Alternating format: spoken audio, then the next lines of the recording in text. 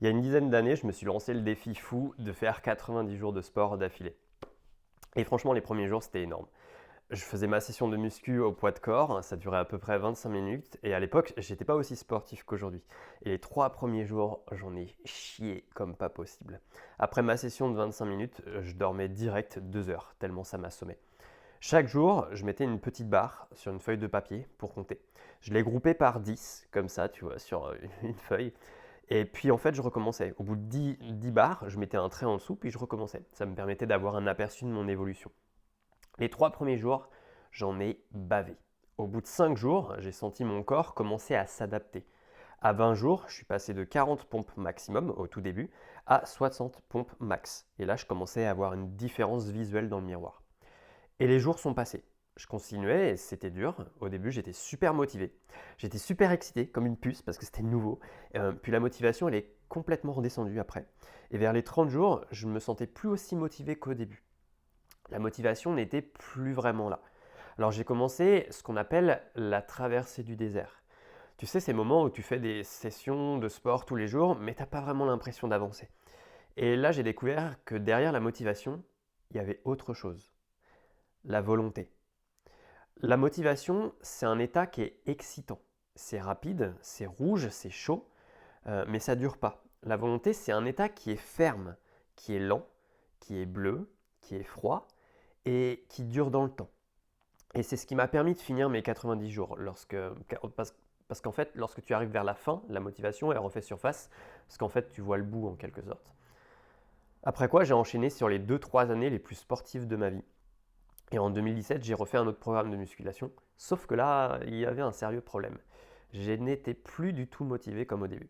Et je n'arrêtais pas de me demander pourquoi. Mais bordel, pourquoi je suis plus motivé? Et j'essayais de comprendre. Tenter de comprendre pourquoi tu n'es pas motivé, c'est la pire chose à faire. Comme lorsque tu es déprimé. Te demander pourquoi tu l'es va pousser ton cerveau à trouver des raisons. Et il va en trouver. Et dès qu'il va en trouver, il va valider le fait que tu es déprimé ou que tu n'es pas motivé. Si tu es là à te demander mais pourquoi je ne suis pas motivé? Et que ton cerveau en fait, il va trouver des trucs parce qu'en fait, ton cerveau, il va vouloir en trouver si tu te demandes pourquoi. Puis en fait, dès qu'il va en trouver, ça va faire ah, c'est pour ça que je ne suis pas motivé. Et pouf, ça va encore plus t'enfoncer. À l'époque, j'ai énormément bossé sur mon mental avec une approche qui peut surprendre. Notamment, j'ai utilisé le bouquin des thérapies cognitives et comportementales pour les nuls pour travailler sur ma motivation. Et ça a super bien marché. La plupart des gens, ils veulent absolument être motivés pour réaliser leurs objectifs. Normal, on les a goinfrés de contenu putaclic du style comment toujours être motivé à fond. Sauf que la réalité, elle est bien différente. Et je vais casser tes fantasmes tout de suite. Des méthodes psychologiques, j'en connais un paquet. Ça fait 10 ans que je suis praticien en hypnose ericksonienne, j'ai étudié la programmation neurolinguistique, les thérapies cognitives et comportementales, je me suis penché sur de vraies approches de changement, pas des trucs pourris de développement personnel populaire, non, des vraies approches qui ont fait leur preuve en cabinet. Et la réponse est sans appel. Il n'existe pas de solution miracle pour être tout le temps motivé H24 à fond. Ce n'est pas possible. C'est important que je te le dise, parce que mon boulot, ce n'est pas de te vendre du rêve, c'est de te mettre face à la réalité. Le dur, le vrai. Pas les contenus de merde, ultra vendeurs et putaclic des réseaux sociaux. J'ai pas envie de faire le buzz parce que je sais ce qui va se passer. Je vais faire des vues, mais je vais me retrouver avec des touristes. Et ça, j'en veux pas, parce que ça m'est déjà arrivé. J'ai envie d'avoir des gens qui sont vraiment intéressés par ce que je fais. En fait, comme 95% de la population, tu te poses sûrement la mauvaise question. Et la bonne question à se poser, c'est comment agir même quand on n'est pas motivé? Elle est là la vraie question. J'ai 30 ans et mon père vient de partir à la retraite. Et chaque jour, il est allé au travail pour subvenir aux besoins de ses 5 enfants. Il a 64 ans et il travaille depuis l'âge de 18 ans. Et je pense pas qu'il ait été motivé à fond tout le temps, tous les jours ces 46 dernières années. On est humain. Ça veut dire qu'on a des variations de nos états émotionnels. Il y a des jours où l'on va être plus motivé que d'autres. Il y a des jours où on aura la flemme, mais il faudra quand même aller bosser. Il y a des jours où tu seras malade, des jours où tu ouvriras la porte et dehors il pleuvra, il fera froid. C'est comme ça fait partie du jeu. Et désolé de le dire, mais bienvenue dans le monde réel. Et il y a un truc que moi j'aime bien dire en fait avec le ça fait partie du jeu, c'est que quand tu te lances dans des programmes, des défis, des projets, Le fait qu'à un moment donné, tu n'aies plus de motivation et qu'il y ait des coups bas, ça fait partie du jeu. Et si tu n'es pas prêt à accepter les règles du jeu, il ne faut pas jouer. Il faut changer de jeu. En tout cas, moi, c'est ce que je te recommande. Euh, donc, désolé de le dire, mais bienvenue dans le monde réel. Et à la question de comment passer à l'action même quand tu n'es pas motivé, j'ai pas de réponse toute faite à te donner. C'est à toi de trouver la réponse en agissant justement même quand tu ne l'es pas. L'absence de motivation m'a tellement fait chier par le passé que je me suis sérieusement penché dessus vers 2017. Et j'ai tenté de faire un condensé de tout ce que je connaissais en hypnose, en PNL, en TCC, en psychologie, pour trouver des réponses à la question de comment agir même sans motivation. Et j'en ai tiré environ 15 hacks. 15 hacks pour apprendre à gérer sa motivation et agir même quand tu n'en as pas en fait, même quand tu n'as pas de motivation. Et dedans, tu ne trouveras pas de baguette magique qui te permette d'être ultra motivé d'un seul coup, comme ça, c'est comme si on faisait une piqûre d'héroïne, tu vois. Ce condensé de 15 hacks, en fait, c'est un condensé qui est prêt depuis plusieurs années, que j'ai dans un dossier. Il traîne. Et si tu es intéressé, moi, je pourrais en faire une formation entière. Tu as juste à me le dire en commentaire. Moi, je pioche moi-même régulièrement des techniques dedans quand je sens que ma motivation, elle flanche un petit peu. Dedans, on va voir pas mal de choses. On va voir l'aversion à la perte, l'aversion au risque, la motivation liée à la notion de résultat, la pire chose à faire quand on n'est pas motivé, les sous-modalités sensorielles, définir un objectif, on va parler d'auto-efficacité, on va voir aussi comment utiliser des croyances équilibrées et agir même sans motivation. On verra la motivation au gain et à la perte du négatif. On verra aussi la notion de physiologie congruente, plus ce qu'on appelle un métamodèle. On verra aussi l'effet des suggestions, puisque mon métier c'est quand même praticien en hypnose et je suis quand même spécialiste des suggestions. On verra aussi le phénomène d'ancrage. Comment on peut aussi, moi là c'est le truc le plus puissant que j'utilise, ça va être anticiper la satisfaction de la réussite avec une sorte de futurisation, ce qu'on appelle. On verra aussi comment explorer nos valeurs et puis après j'ai mis une sorte de fourre-tout. J'ai un ami qui me dit régulièrement à quel point il me respecte pour ma discipline. Par le passé, j'ai appris à construire un mental extrêmement résistant, un mental de battant. Et si en 2014 j'ai fait mon premier programme de 90 jours de sport, j'en ai fait d'autres. J'ai enchaîné plusieurs défis qui variaient entre 30 et 60 jours. J'ai transposé mes compétences aussi dans d'autres domaines, notamment pour réviser mes cours lorsque j'étais à la fac.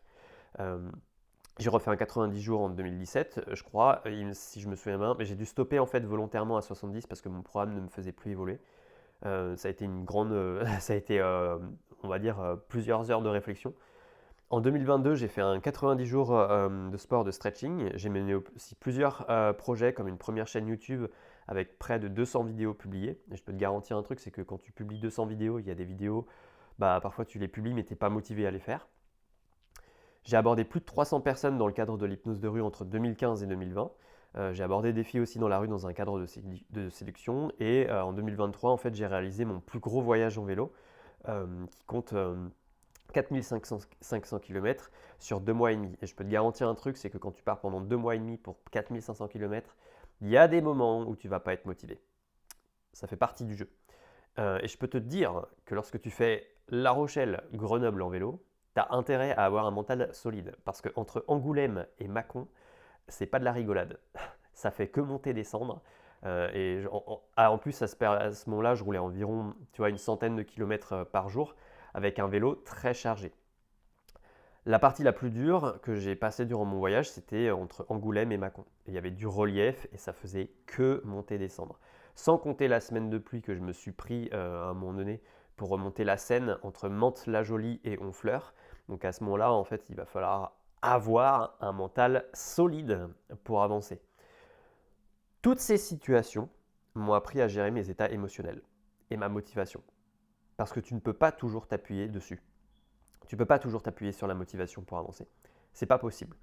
Et si tu attends d'être motivé pour faire des choses, je peux te garantir un truc, c'est que tu ne vas pas faire grand-chose dans ta vie.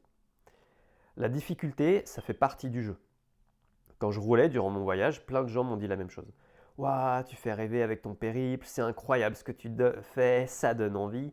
Alors ouais, c'est joli sur le papier et sur la photo que j'ai envoyée dans mes emails privés, c'est clair que ça donne envie. Sauf que derrière, en fait, la photo, Je viens de me taper une semaine de pluie à rouler.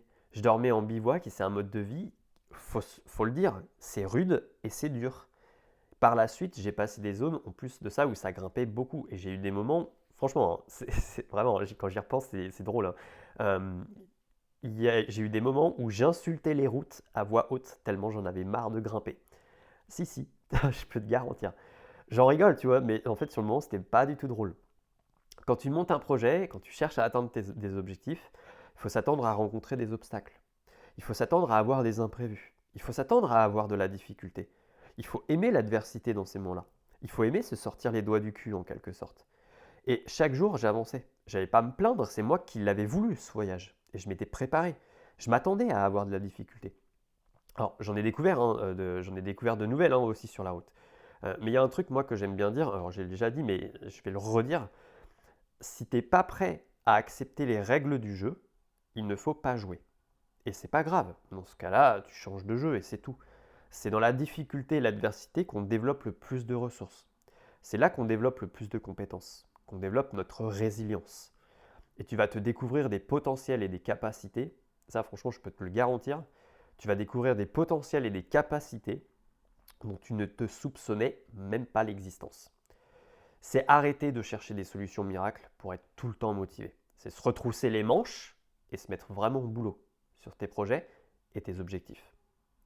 En tout cas, moi, je te souhaite beaucoup de réussite dans tes projets. Et sur ce, je te dis à bientôt.